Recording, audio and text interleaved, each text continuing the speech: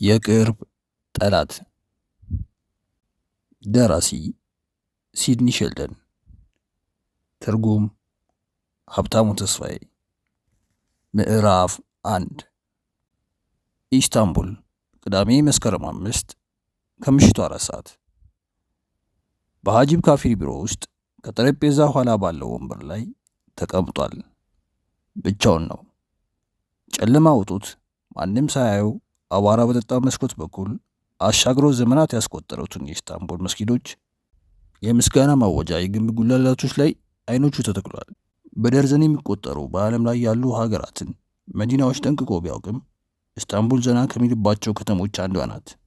ይሁንና በኢስታንቡል ቱሪስቶች ከሚያዘወትሩት የቢዮጎል መንገድ ወይም በተለያዩ መብራቶች ከሸበረቀው የኢልተላል ህዝብ ቡና ቤት ይልቅ ከከተማዋ ወጣ ብለው በሚገኙ የሙስሊሞች ብቻ የሚያውቋቸውን ቦታዎች የአሊስና ከሱቆች ባሻገር ያሉትን አነስተኛ ገበያዎች እንዲሁም አንድ ሰው ብቻ የተቀበረበትና ሰዎችን ለዚህ ሰው ጸሎት ለማድረስ የሚሰባሰቡበትን መካነ መቃብር ቴሊ ባባን ይወዳቸዋል። እንደ አዳኝ ታግሶ አካልና ስሜቱን ተቆጣጥሮ በፍጹም መረጋጋት ይጠባበቃል። እንደ ቀደሙት አያቶቹ ጥንካሬ የሚታይበት ጠቆር ያለ ገጽታ ያለው ዌልሳዊ ነው። ጥቁር ጸጉር አለው። ፊቱ በቀላሉ አይፈታም። ሰርስረው የሚያዩ ደማቅ ሰማያዊ አይኖቹ ፈጣን ናቸው። ቁመቱ ከ6 ጫማ ያልፋል። ቀጥ ያለው ፈርጣማ ሰውነቱ አካላዊ አቋሙን አሳምሮታል። የሀጂብ ካፊር ጠረን ቢሮውን ሞልቶታል። የሚያጭሰው ትንባሆ ከልክ ያለፈ የሚያቅለሸልሽ ሽታና የሚከረክረው የቱርክ ቡና ቃና እንዲሁም በወንዝ የሚጥለቀለቀው የወፍራም ሰውነቱ መዓዛ ያውዳል። ለሪስ ዊሊያምስ ግን ይህ አይታወቀውም። እሱ ከ1 ሰዓት በፊት ከቻሞኒክስ ስለደረሰው የስልክ ጥሪ እያሰበ ነው። በጣም አሰቃቂ አደጋ ሚስተር ዊሊያምስ፣ ይመኑኝ፣ ሁላችንም ተደናግጠናል። ሁሉም ነገር የደረሰው በጣም በፍጥነት ስለነበር ህይወቱን ለማትረፍ እድል አላገኘንም። ሚስተር ሮፊ ወዲያውኑ ሞቷል። ሳም ሮፊ የሮፊና ልጆች ኩባንያ ፕሬዝዳንት ነበር። ኩባንያው በዓለማችን ካሉ ግዙፍ ባለ ብዙ ቢሊዮን ዶላር የመድኃኒት አምራች ኩባንያዎች በሁለተኛ ደረጃ የሚጠቀስ ሲሆን መላው ዓለም ዳር እስከ ዳር አጥለቅልቆታል። ማንም ቢሆን ሳም ሮፊ ይሞታል ብሎ ማሰብ ይቸገራል። ሳም ሁልጊዜ በጣም ንቁና በጉጉት የተሞላ የሆነ ልዩ ኃይል ያለው ሰው ነበር። የሥራ ሰው በመሆኑ አብዛኛውን የህይወት ዘመኑን በዓለም ዙሪያ በሚገኙ የኩባንያ ፋብሪካዎችና ቢሮዎች ይዘውት በሚበሩት አውሮፕላኖች ውስጥ እየኖረ አሳልፏል። ሌሎች መፍትሄ ያጡላቸውን ችግሮች የሚፈታውና አዳዲስ ጽንሰ ሐሳቦችን እየፈጠረ በዙሪያው የሚገኝ ማንኛውም ሰው ከቀድሞ የበለጠና የተሻለ ስራ እንዲሰራ ይገፋፋ የነበረው በዚያ ነው። ትዳር የመሰረትና አንድ ልጅ የወለደ ቢሆንም ከምንም በላይ ስራውን ብቻ ይወድ ነበር። ሳም ሮፊ ብልህና የተለየ ተሰጥኦ የነበረው ሰው ነው። ታዲያ እሱም ማን ሊተካው ይችላል? ትቶት ያለፈውን ግዙፍ የንግድ ተቋም የማንቀሳቀስ አቅም ያለውስ ማን ነው? ሳም ሮፊ ወራሹ ግን ማን መሆን እንዳለበት በግልጽ አልተናዘዘም። ምክንያቱም በ52 ዓመቱ እንደሚሞት አስቦት አያውቅም። ብዙ ጊዜ እንደሚኖረው ተስፋ ነበረው። እናም አሁን የተጻፈለትን ጊዜ አጠናቀቀ። ድንገት የቢሮ መብራቶች ቦግ ብለው ሲበሩ ሪስ ዊሊያምስ ወደ በሩ ተመለከተ። ከብርሃን ጋር ያልተራመዱ አይኖቹ ግን ማየት ተስኗቸው ነበር። ሚስተር ዊሊያምስ ሰው እንዳለ አላወኩም ነበር። ወደ ኢስታንቡል በሚመጣ ጊዜ እንዲያገለግሉት ከተመደቡለት የኩባንያ ጸሐፊዎች አንዷ የሆነችው ሶፊ ነበረች። በ20ዎቹ አጋማሽ ዕድሜ ላይ የምትገኝ ቱርካዊት ናት። የፊቷ ገጽታ ማራኪ ነው። ስሜትን የሚፈታተነው ለግላጋ ሰውነቷ እርካታን ይጋብዛል።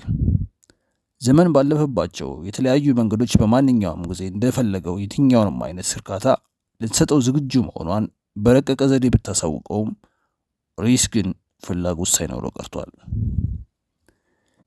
ሚስተር ካፊር እንዲጨርስላቸው ያዘዙኝ ጥቂት ደብዳቤዎች ለመጻፍ ነው የተመለስኩት አለችውና ድምጿን ዝቅ አድርጋ ምናልባት የምረዳውት ነገር ካለ ብላ ጠየቀችው። ወደ ጠረጴዛው ቀረብ ስትል የሪስ አፍንጫ ከሰውነቷ የሚመነጨውን እንደ ወበራ የዱር አውሬ ያለውን የላቧን ጠረን ማነፍነፍ ችለው ነበር።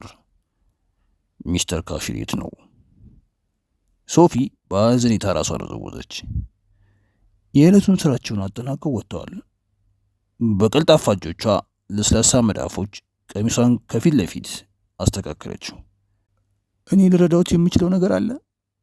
አይኖቿ ጥቁርና እርጥብ ናቸው። አዎን አለሪስ፣ ፈልገሽ አገኘው። ኮስተር አለች። የት ላገኛቸው እንደምችል የማውቀው?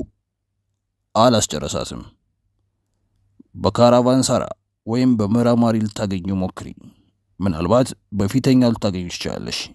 ከውሽሞቹ አንዷ እዛ በዳንሰኝነት ትሰራለች።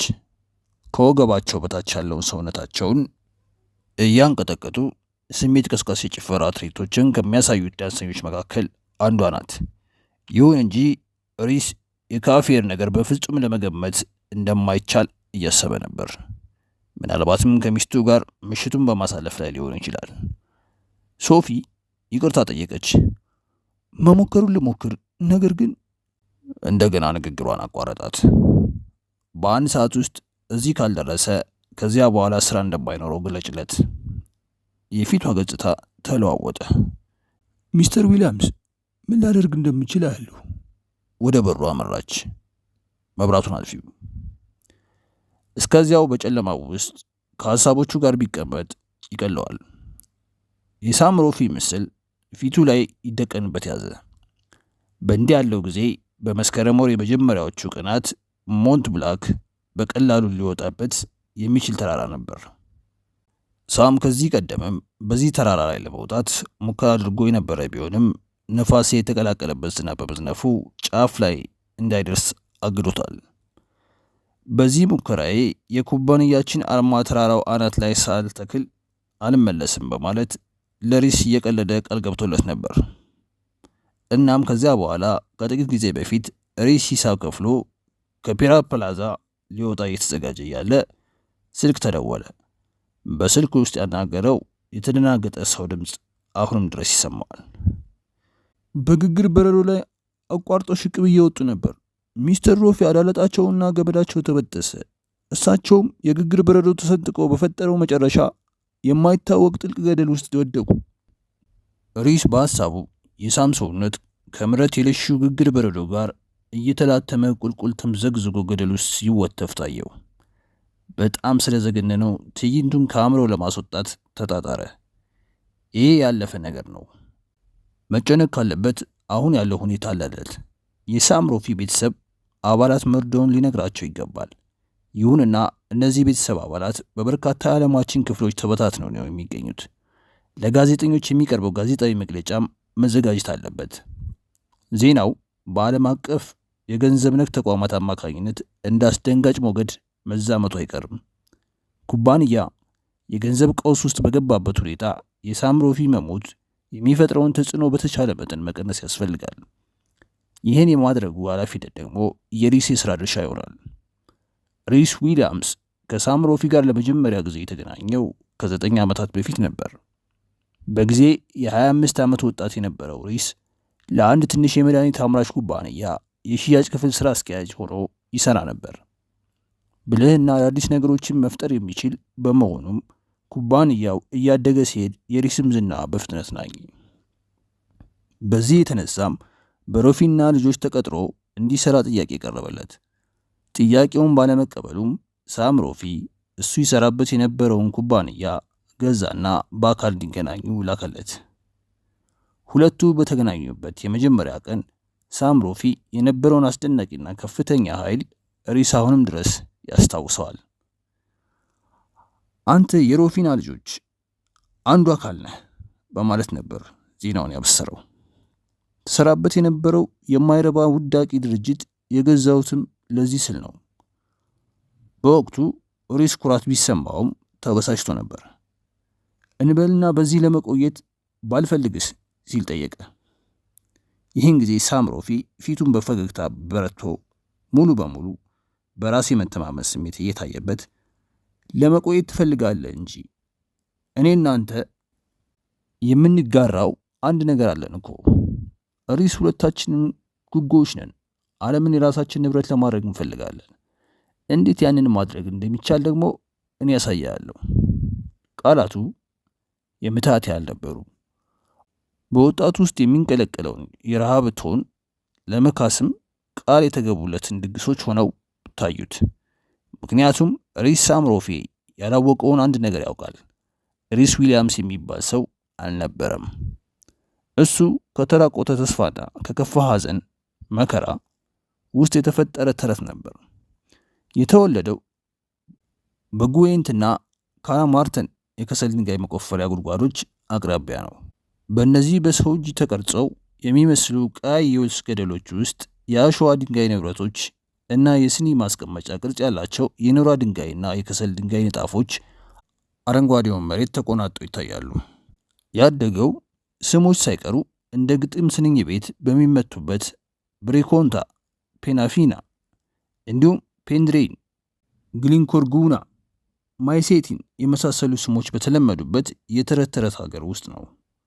ሀገሩ ከ280 ሚሊዮን ዓመታት አስቀድሞ የከሰል ድንጋይ ቁልቁል መሬት ውስጥ የተቀበረበትና መልክዓ ምድሩ በአንድ ወቅት በጣም ብዙ ዛፎችን አብቅለውበት በጫካ በመሸፈኑ ሽኮኮዎች አንድ ጊዜ እንኳን ከመሬት ጋር ሳይነካኩ ከብሬኮን እስከ ባህሩ ድረስ ሊጓዙበት ይችሉበት የነበረ የአፈ ታሪክ ምድር ነበር። ይሁንና የኢንዱስትሪ አብዮት መጣና የሚያመርቱት አረንጓዴ ዛፎች በከሰል አክሲዮኖች እየተከተፉ በቀኝ ለማያውቁት የብረት ኢንዱስትሪ እሳቶች ቀለብ ሆኑ። ትንሹ ልጅ ያደገው በሌላ ዘመን ውስጥ በሌላ ስፍራ ከነበሩ ጀግኖች ጋር ነበር። ሚስቱን ትቶ ለመመነን በአደባባይ ቃል ለመግባቱ የሮም ካቶሊክ ቤተክርስቲያን በእሳት ያገየችው ሮበርት ፋረር በ10ኛው ክፍለ ዘመን በዌልስ ሕግና ስርዓት ያስከበረው ደጉ ንጉሥ ሐዌል 12 ወንዶችና 24 ሴቶች ልጆችን የወለደውና በግዛቱ ላይ የተቃጡትን ጥቃቶች በሙሉ በጭካኔ የመከተው ኃያሉ ጦረኛ ብራይከን በተወለደበት ሀገር ነው ያደገው። ሀገሩ አስደናቂ ታሪኮች የነበሯት ሲሆን በልጅነቱ እነዚህን ታሪኮች እየሰማ አድጓል። ይሁንና ሁሉም ታሪኮች አስደሳች አልነበሩም። የሪስ የቀደምት አያቶቹ በሙሉ ማዕድን ቆፋሪዎች ነበሩ። ትንሹ ሪስም የሲኦልን ወጎች በአባቱና በአጎቶቹ ሲተርኩ ማዳመጥ ያዘወትር ነበር። በኩባንያዎችና በማዕድን ቆፋሪዎች መካከል በነበሩት አስከፊ ግጭቶች የተነሳ ሀብታሞች ተዝቆ የማያልቀውን የግዌንትና የካርታ ማርትን የድንጋይ ከሰል ጉድጓዶች ሲዘጉ ምንም ስራ ስለማይኖርባቸው ክፉ ዘመናት አወርተውለታል። ማዕድን ቆፋሪዎቹ የሥራ ጉጉትና ክብርን በመሸርሸርና የሰውነትን መንፈስና ጥንካሬ መጥቶ ባዶ በማስቀረት በመጨረሻም ሰጥ ለጥ ብሎ እንዲገዛ በሚያደርግ ድህነት ዋጋ አጥተዋል። የድንጋይ ከሰል ማምረቻ ኩባንያዎች መክፈትም ቢሆን ራሱን የቻለ ሌላ ሲሆን ነበር። አብዛኞቹ የሪስ ቤተሰብ አባላት በጉድጓዶቹ ውስጥ ሕይወታቸው አልፏል። ጥቂቶቹ በመሬት ከርስ ውስጥ ተበልተው ቀርተዋል። ሌሎቹም ጥላሸት የመሰለ ሳምባቸውን ተፍተው በሳል ሞተዋል። ከ30 ዓመታት ለማለፍ የቻሉትን ጥቂቶች ናቸው። ሪስ አባቱንና ያለ ዕድሜያቸው የገረጀፉትን ወጣት አጎቶቹን ስለ ድሮ ጊዜ፣ ስለ ዋሻ ውስጥ፣ ስለ ምግብ ቤቶች እንዲሁም በስራ ላይ ስለሚያጋጠሙ የአካል ጉድለቶችና የሥራ ማቆም አድማዎች እያነሱ ስለ ደግና ክፉ ዘመናት ሲያወሩ ያዳምጣቸው ነበር። ለትንሹ ሪስ ግን ዘመናት አንድ አይነት መስለው ይታዩት ነበር። ሁሉም መጥፎ ዘመናት ናቸው። ዕድሜውንም በጨለማ መሬት ውስጥ ማባከኑን ሲያስበው ሪስ ክፉኛ ደነገጠ። ከዛ ቦታ ጠፍቶ ማምለጥ እንዳለበት አወቀ። 12 ዓመት ሲሞላው ያደገበትን ቀዬ ጥሎ ሸሸ። የድንጋይ ከሰል ተቆፍሮ የሚወጣባቸውን ገደሎች ትቶ ወደ ባህሩ ዳርቻ በሀብታም ቱሪስቶች ወደ ተጥለቀለቁት ሉሲ፣ ራኒ ቤይ እና ላቨርኖ አቀና። በዚያም ታዳጊው ሪስ በመላላክና ዕቃ በመሸከም ራሱን ተፈላጊ ሰው አደረገ። የማይሰራው ስራ አልነበረም። ከኮረብቶቹ ተነስቶ ቁልቁል ወደ ባህር ዳርቻ የሚሄዱትን ሴቶች ይደግፋል። ለሽርሽር ያዘጋጁትን ጓዝ የሚሸክፍላቸው ከባድ ቅርጫቶችን ይሸክማል። በፔንትራት በፈረስ የሚጎቱትን ጋሪዎቹን ነርቷል። በዊትርሞር ቦይ በሚገኝ የመዝናኛ መናፈሻ ውስጥም ሰርቷል። ተወልዶ ካደገበት ቀዬ የራቀው በጥቂት ሰዓታት ውስጥ በሚሸፈን መንገድ ብቻ ቢሆንም የአኗኗር ሁኔታው ርቀት ሊለካ አይችልም ነበር። በዛ የነበሩት ሰዎች ከሌላ ዓለም የመጡ ናቸው። ሪስ ዊሊያምስ እንኳን በእውን ቀርቶ በህልም የዛን አይነት ቆንጆ ሰዎች ወይም ያሸበረቁ የክት አልባሳት እንዳሉ አስቦ አያውቅም። የሚያያቸው ሴቶች ሁሉ ነገስታት ይመስሉት ነበረ። ወንዶችም ቢሆኑ ሙሉ በሙሉ በአማሩ ልብሶችና ጌጣጌጦች የተንቆጠቆጡና አስደናቂ ነበሩ። የሪስ ዓለም ይህንን መምሰል ይገባው ነበር። እናም ይህንን ዓለም የራሱ ለማድረግ የማይቆፍረው ጉድጓድ አልነበረም። ሪስ ዊሊያምስ 14 ዓመት ሲሞላው ወደ ለንደን ለመጓዝ የሚያስችለውን በቂ ገንዘብ አጠራቅሞ ነበር። በለንደን የመጀመሪያዎችን 3 ቀናት በትልቋ ከተማ መንገዶች ላይ እየተንሸራሸረ በአይኖቹ አስደናቂዎቹን ትዕይንቶች፣ በጆሮዎቹ ድምፆቹን፣ በአፍንጫው ደግሞ የከተማዋን መዓዛ እያግበሰበሰ አሳለፋቸው። ለመጀመሪያ ጊዜ የሰራው ስራ የአንድ ጨርቃ ጨርቅ መደብር የደንበኞች ትዕዛዝ አስረካቢ ሆኖ ነው። በመደብሩ ውስጥ 2 ወንድ ጸሐፊዎችና አንዲት ሴት ጸሐፊ ነበሩ። ወንዶቹ በበላይነት ስሜት ሲያዙት፣ ሴቲቱ ግን ባያት ቁጥር የወጣቱን ዌልሳዊ ልጅ ልብ ታዘምራት ነበር። ሁለቱም ወንዶች እንደ ቆሻሻ ቆጥረው ይጸየፉታል። እሱም ቢሆን ያልተለመደ እንግዳ ወጣት ነበር። አለባበሱ ፍጹም የተለየ ከመሆኑ በላይ አስጠሊታ ባህሪያት ነበሩት። ሲናገር የንግግር ዘዬውን ለመረዳት ያስቸግራል። ስሙን እንኳ በቅጡ ለመጥራት አይችሉም። ራይስ፣ ራይና፣ ሬይዝ እያሉ ነበር የሚጠሩት። እሱም ስሜ ሪስ ነው ማለቱን አላቋረጥም ነበር። ልጅቷ ግን በጣም ታዝለታለች። ስሟ ግላዲስ የሚሰኝ ነው። ከሌሎች 3 ሴቶች ጋር በምትጋራው አንድ ትንሽ የመኖሪያ ህንፃ ውስጥ በቱቲንግ አቅራቢያ ትኖራለች። አንድ ቀን ከስራ በኋላ ታዳጊ ወጣቱን ሪስን ወደ ቤቷ እንዲሸኛት ፈቀደችለትና በቤቷ ውስጥ ሻይ ጋበዘችው። ወጣቱ ሪስ ድንጋጤውን ሊቋቋሙ አልቻለም። ለመጀመሪያ ጊዜ ወንድነቱን የሚፈትሽበት አጋጣሚ ሊፈጠር እንደሆነ አስቦም ነበር። ይሁንና እጆቹን በግላዲስ ትከሻ ዙሪያ ማሳረፍ ሲጀምር ለትንሽ ጊዜ ትክ ብላ ተመለከተችውና ከት ብላ ስቃበት፣ የዚህ አይነቱን እድል እየሰጠው አይደለም አለችው። ቢሆንም ግን ጥቂት ምክሮችን እለግሳለሁ። የተሻለ ሰው ለመሆን ከፈለክ ተገቢ የሆኑ ልብሶችን ገዝተህ ልበስና ትንሽ ለመማር ሞክር። የተወሰኑ ጥሩ ባህሪያትንም አጥና። ቀጭኑን ደስ የሚያሰኝ የልጅ ፊቱን ትኩር ብላ ካየችው በኋላ ደማቅ ሰማያዊ አይኖቹ ላይ አፍጥጣ ድምጿን ዝቅ አድርጋ ስታድግ በትንሹም ቢሆን የተሻለ ጥሩ ወንድ ይወጣሃል አለችው። የተሻለ ሰው ለመሆን ከፈለግ የዚያን ጊዜ ነበር ሐሳብ ወለዱ ሪስ ዊሊያምስ እንደ አዲስ የተወለደው። እውነተኛው ሪስ ዊሊያምስ ያልተማረ መሃይም፣ ያለፈም ሆነ የወደፊት ታሪክ የሌለው ዘረቢስ ነበር። ነገር ግን ሰፊ ሐሳብ፣ ብሩህ አእምሮና የጋለ ጉጉት ነበረው። ይሄ ደግሞ በቂው ነበር። እናም ምን ለመሆን እንደሚፈልግና ማን ለመሆን እንዳቀደ በማሰብ ጀመረ። መልኩን በመስታወት ሲመለከት አስቂኝ የአነጋገር ዘዬ ያለውና ገልጃጃ ቆሻሻ ምስል አይመለከትም። ይታየው የነበረው የመስታወት ውስጥ መልኩ እየጸዳ በምግባር የተኮተኮተና ስኬታማ ልጅ ነበር። በትንሹም የዓለም ሪስ ራሱን በአእምሮ ውስጥ ካለው የራሱ ምስል ጋር ማመሳሰል ያዘ። የማታ ትምህርት ቤት ገባ። የሳምንቱን የረፍት ቀናት በኪነ ጥበብ ጋለሪዎች ውስጥ ያሳልፋል። የህዝብ መጻሕፍት ቤቶችን እያሳደደ ያነባል። ቲያትር ቤት ይገባል። በጋለሪዎች ውስጥ ተቀምጦ በየመደብሮቹ ውስጥ የሚቀመጡትን ወንዶች የለበሷቸውን ምርጥ አልባሳት ያጠናል። ሆዱን በድሎ ገንዘብ በማጠራቀም በወር አንድ ጊዜ ወደ አንድ ጥሩ ምግብ ቤት በመሄድ በጥንቃቄ ሌሎች የምግብ ጠረጴዛ ዙሪያ የሚያዩትን ባህሪ ይቀዳል። እያንዳንዷን ነገር በማጥናትና ለማወቅና ለማስታወስ አልተቸገረም። ልክ እንደ ስፖንጅ የድሮውን እያጠፋ የወደፊቱን መጠጠው። በአጭር ጊዜ ውስጥ ማለትም በአንድ ዓመት ጊዜ ውስጥ እንደ ልዕልት ሲያያት የነበረችውን ግላደስን ለሱ የማትመጥን መሆኗን ለመረዳት ከመቻሉም በላይ ይቺ ተራ የምስራቅ ለንደን ነዋሪ የሆነች የድሃ ልጅ አስተሳሰቧ ከሷ ያነሰ መሆኑን ለመገንዘብ ይህ ጊዜ በቂው ነበር። በጨርቃጨርቅ መደብሩ ውስጥ መስራቱን አቁሞ በአንድ የትልቅ ኩባንያ ቅርንጫፍ በሆነ የመድኃኒት መሸጫ መደብር ውስጥ በጸሐፊነት ተቀጠረ። በዚህ ጊዜ 16ኛ ዓመቱን ቢይዝም ከዚያ የበለጠ ዕድሜ ያለው ሰው መስሏል። ሰውነቱም ሞላ ከማለቱም ሌላ ቁመቱ ረዝሟል። ሴቶች የሚያምረውን ጥቁር የዌልሳዊ ገጽታውን በትኩረት መመልከት ለፈጣን ሸንጋይ ምላሱ ጆሮ ማዋስ ጀምረዋል። በዚህ የተነሳ በመደብሩ ውስጥ ከመቅጽበት ተሳካለት። ሴት ደንበኞች ሪስ ሂዶ እስኪያስተናግዳቸው በትዕግስት ይጠባበቃሉ። አለባበሱን ከማስተካከሉም በላይ ጥርት ያለና የተስተካከለ ቋንቋ ይናገራል።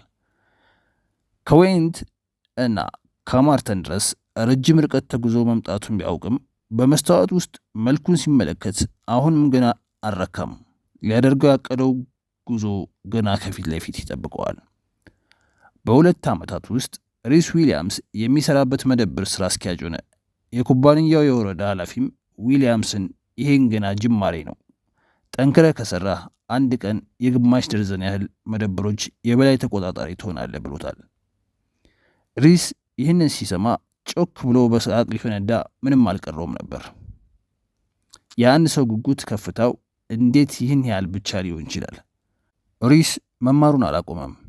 የንግድ አስተዳደርና የገበያ ጥናት እንዲሁም የንግድ ሥራ ሕግን ያጠናል። የበለጠ ለማወቅ ፍላጎት አለው። በመስታወት ላይ የሚያየው ምስሉ ከመሰላሉ አናት ላይ ነው። እናም ሪስ አሁንም ቢሆን ገና ከታች ያለ ይመስለዋል። ወደ ላይ የማደግ ዕድሉን ያገኘው አንድ ቀን አንድ የመድኃኒት አሻሻጭ እሱ ወደሚሰራበት መደብር እግር ጥሎት መጥቶ ሪስን በርካታ ሴቶችን እያሳሳቀ ምንም ጥቅም የማይሰጣቸውን ምርቶች እንዲገዙ ሲያደርጋቸው በመመልከቱ ነው። እናም ሰውየው አንተ ልጅ እዚህ በመስራትህ ውድ ጊዜህን እያባከንክ ነው፣ ትልቅ ኩሬ ውስጥ መስራት አለብህ አለው። ምን የምታስብልኝ ነገር አለ ሲል ጠየቀው ሪስ። እስቲ ስለ አንተ አለቃይን አነጋግራለሁ አለው። ከ2 ሳምንታት በኋላ ሪስ በትንሹ የመድኃኒት መሸጫ ድርጅት ውስጥ በአሻሻጭነት መስራት ያዘ። ከ50 አሻሻጮች አንዱ የነበረ ቢሆንም ራሱን በልዩ መስታወቱ ሲመለከት ይህ እውነት እንዳልነበር አውቋል።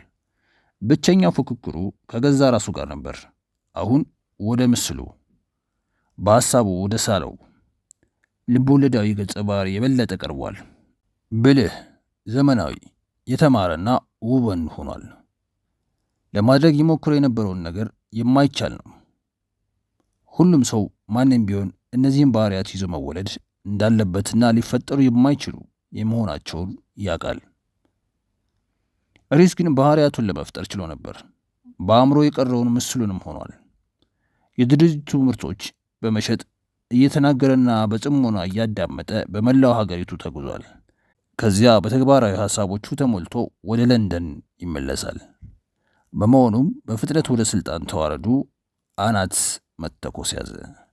በኩባንያው ውስጥ መስራት ከጀመረ ከ3 ዓመታት በኋላ የአጠቃላይ ሽያጭ ስራ አስኪያጅ ሆነ። የሪስን ጥበብ የተሞላበት አመራር ተከትሎ ኩባንያው መስፋፋት ጀመረ። ከ4 ዓመት በኋላ ሳም ሮፊ በሕይወት ጉዞ ላይ ጣልቃ ገባበት።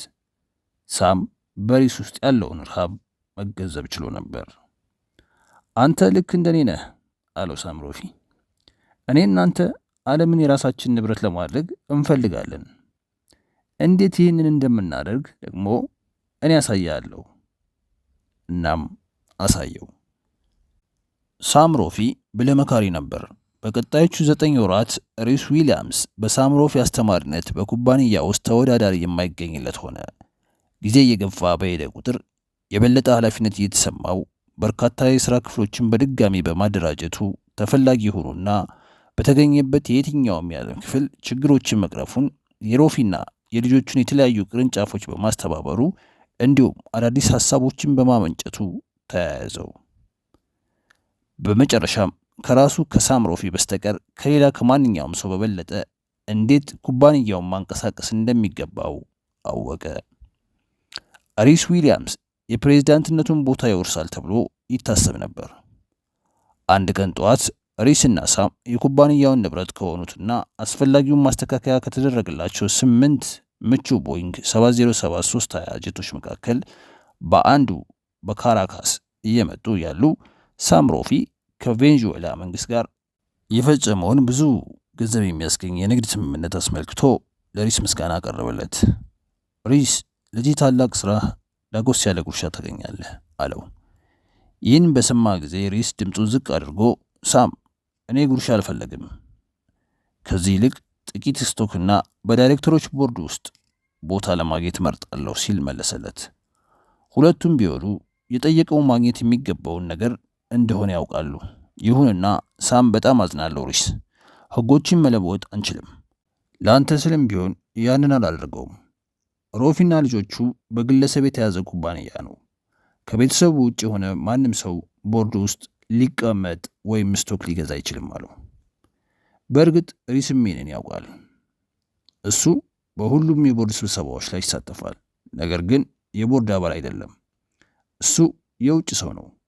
ሳም ሮፊ በሮፊ የዘር ሐረግ ውስጥ ያለ የመጨረሻው ወንድ ነው።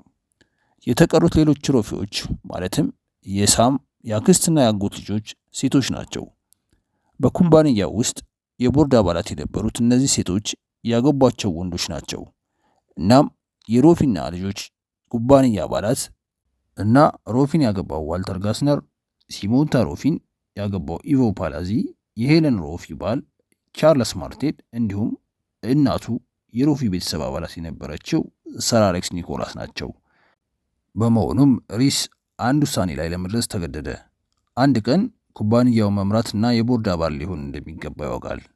አሁን ያሉት ሁኔታዎች ይህንን እንዳይሆን እንቅፋት ቢፈጥሩበትም ሁኔታዎቹ የሚለወጡበት የየራሳቸው መንገድ አላቸው። እናም ሪስ ባለበት ሁኔታ ለመቀጠልና የሚፈጠረውን ነገር ለማየት ወሰነ። ሳም ትዕግስትን አስተምሮታል። ነገር ግን አሁን ሳም ሞቷል። የቢሮ መብራቶች በድጋሚ በሩ። ሀጂብ ካፊር በር ላይ ቆሟል። ካፊር ቱርካዊ የሮፊና ልጆች የሽያጭ ስራ አስኪያጅ ነው። አጭርና ጠቆር ያለ ሲሆን የአልማዝ ጌጣጌጦችን ማድረግ ያዘወትራል። ወፍራም ቦርጩ ሳይቀር ልክ እንደ ውድ ጌጣጌጦች ኮራ ብሎ ተከምሯል። ልብሱን በቅጡ ባለማስተካከሉ ተቻክሎ መልበሱ ያስታውቅበታል። እንግዲህ ሶፊ በምሽት ክበብ ውስጥ አላገኘችውም ማለት ነው። ሪስ የሳም ሮፊ ሞት ለካፊር የፍቅር መቀስ እንደሆነበት አሰበ። ሪስ፣ ካፊር ጮክ ብሎ መናገሩን ቀጠለ። ውድ ወዳጄ ይቅርታ አድርግልኝ። ኢስታንቡል ውስጥ መሆንህን በፍጹም አላውቅም። አንተ አውሮፕላን ለመያዝ መንገድ እንደጀመርክ፣ እኔ ደግሞ አንድ አስቸኳይ ጉዳይ ስለነበረኝ። ተቀመጭ ሀጂብ፣ በጥንቃቄ አዳምጠኝ። የኩባንያውን ሚስጥራዊ መለያ በመጠቀም 4 ቴሌግራሞችን እንድትልክሻለሁ።